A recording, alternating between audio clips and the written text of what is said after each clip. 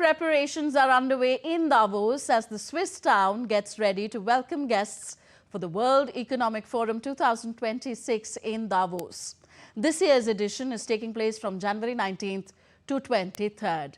Weeks after attacking Venezuela, capturing its leader, reviving Greenland ambitions, US President Donald Trump's presence is expected to raise the stakes even further. A report.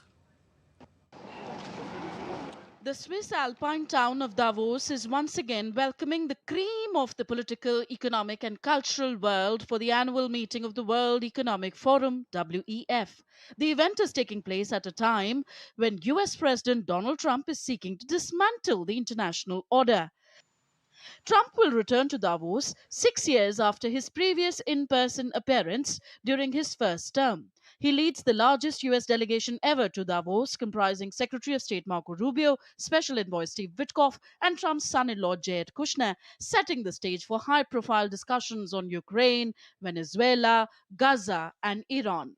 The strong U.S. presence would be complemented by the first ever USA House, a venue housed in a small church on the town's main promenade street.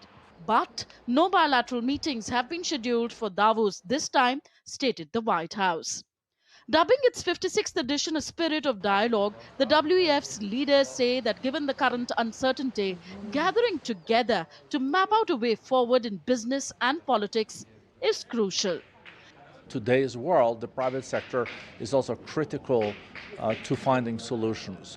Many countries are more indebted than at any other time since 1945, while the private sector has a lot of resources. So public-private partnership and to work together is critically important. I think this has been one of the things that President Trump has underlined being important by coming to Davos. Trump will be joined by more than 60 heads of state and government, including German Chancellor Friedrich Merz, Canadian Prime Minister Mark Carney, and European Commission President Ursula von der Leyen.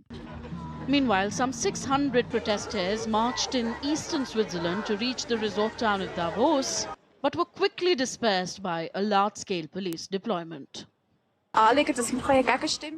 For us, it is important to be able to speak out against the voice of the World Economic Forum, to demonstrate that the decisions made there are not democratic, that many interests that are represented there are not ours, but those of corporations and lobbyists.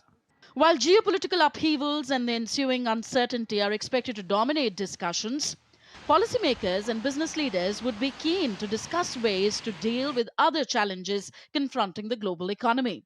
The global economy has been relatively resilient despite heightened trade tensions, thanks in part to massive investments related to AI in the US, which have propped up the world's biggest economy. But the projected global growth of 3.1% in 2026 is still not idle, with the US and China increasingly leveraging power to suit national interests. World Economic Forum 2026 risks obsolescence. Tanvi Taneja for DD India.